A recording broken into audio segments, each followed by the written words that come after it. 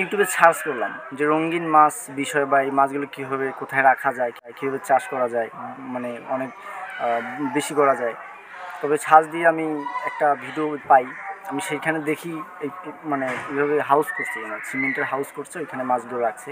তা আমিও তখন একটা ছোট্ট হাউস করি, হাউস করে ওইখানে মাছগুলো রাখি। আর বেশ কিছুদিন পর অনেকগুলো মাছ হয়ে যায়।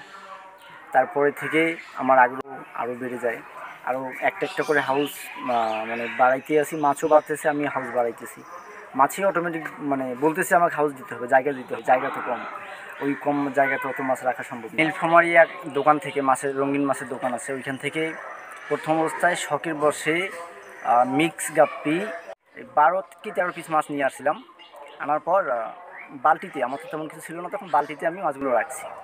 1 মাস পর দেখতেছি আমি মাছগুলো মানে বাচ্চা হয়ে গেছে। এখন বাচ্চাগুলো রাখার মতো জায়গা নাই আমার, যখন অনেকগুলো মাছ হয়ে গেল এখন রাখবো কোথায় মানে বুঝতে পারতেছি না। তারপরে কিন্তু আমি আরও বেশি করে হাউস করি আর বিভিন্ন জায়গা থেকে আরও মাছ কালেকশন করি, আমার আরও ভালো লাগে। এটা একটা ভালো লাগার বিষয়, মাছগুলো আমার ভালোবাসা, আমি খুব ভালো লাগে আমার। আমি এক এক করে হাউস বাড়িতে বাড়িতে এখন আমার 21টি হাউস আছে। এখানে প্রায় 18 প্রজাতির মাছ আমি চাষ করছি এখন। তার মাঝে অ্যালবাইনো কই গাপ্পি আমার কাছে সবচেয়ে বেশি দামি বর্তমানে আছে। অ্যালবাইনো কই গাপ্পি 570 টাকা জোড়া বিক্রি করতেছি আমি। আমার যে বাড়ির সেটআপটা আছে, আমি প্রথম অবস্থায় মাছ নিয়ে আসার পর বাড়ির সেটআপে রাখি, ওইখানে বাচ্চা করি, বাচ্চা বড় করার পর আমি বাইরে এই সেটআপটা দিয়ে দিই।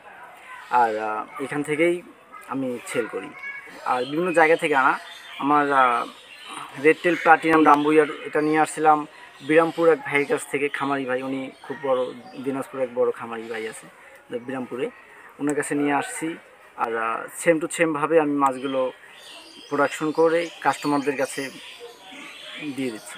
আরও অনেক প্রজাতির মাছ আছে, জেব্রা কই, শর্টেল, মিকি মাউস, প্লাটি, অ্যালবাইনো কই। আমি অ্যালবাইনো কই বগুড়া এক ভাইয়ের কাছে নিয়ে আসছি।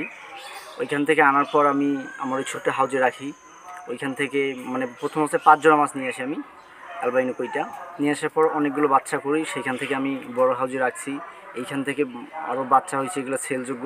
কেউ যদি যখন আসে কারণ কাস্টমার, তখন আমি এইখান থেকে তুলে প্যাক করে সেল দিয়ে দিই। ব্লু হেড সামুরাই এটা নিয়ে আসছিলাম বগুড়া থেকে এক ভাইয়ের কাছে।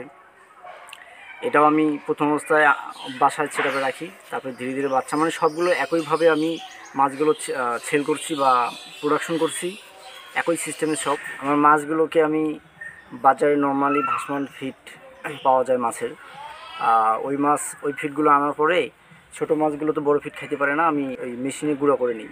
গুঁড়ো করে নেওয়ার পরে মাছগুলোকে 2 বেলা করে খাবার দিই, সকালে আর বিকালে।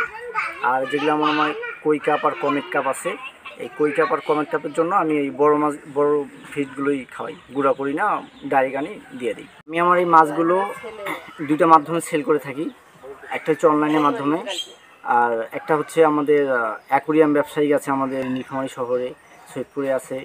এই 2 ভাই এসে, বিশেষ করে নীলফামারীতে যেই ভাই আছে, এই ভাই এসে আমার কাছে মাছ পাইকারি রেটে কিনে নিয়ে যায়, উনি আমার বিক্রি করে দোকানে, অ্যাকোরিয়ামের দোকানে।